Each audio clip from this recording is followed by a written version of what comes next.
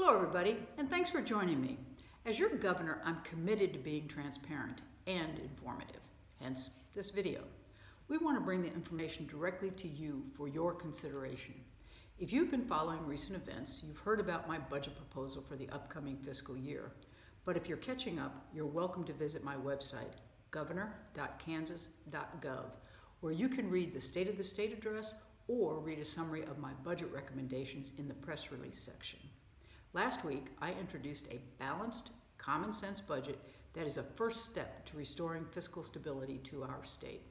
One part in particular, the re-amortization of Kpers, has raised a few questions, and I wanted to take some time to address them. First, I'm glad you're asking questions about the budget. We must get this done and get it done right.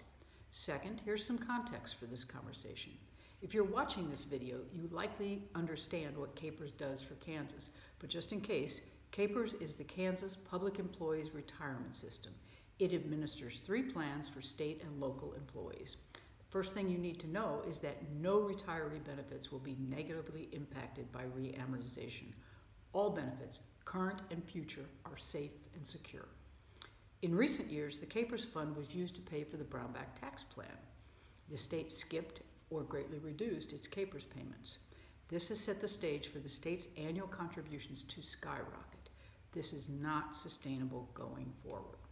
That's why my budget paves the way for the re-amortization of Kpers to make the state's payment schedule more sustainable next year and into the future.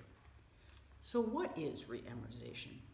This is where the conversation gets a little wonky, but it's worth making sure we all understand.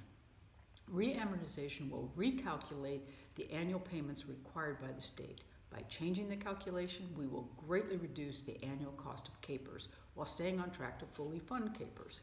It's much like refinancing your home mortgage when you need cash for, say, large home repairs, or you need to lower your monthly payments.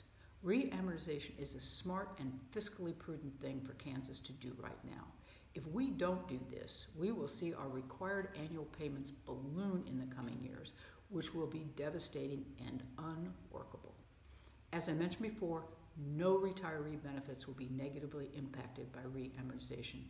In fact, re-amortization will actually put Kansas in a better position to protect retiree benefits in the future. Re-amortization addresses our financial challenges in the short term without jeopardizing Kansas' financial stability in the long term. The Brownback tax plan decimated our state's finances and left Kansas completely unprepared for any major emergency or an economic downturn. Without re-amortization, our state will not be able to afford annual Kpers payments in the future. That is why this is a critical part of my budget. I hope this conversation has been helpful. Again, for more details about the budget, please visit my website, governor.kansas.gov. Thank you for your questions. Please keep them coming. By working together, we'll strengthen our state one decision at a time.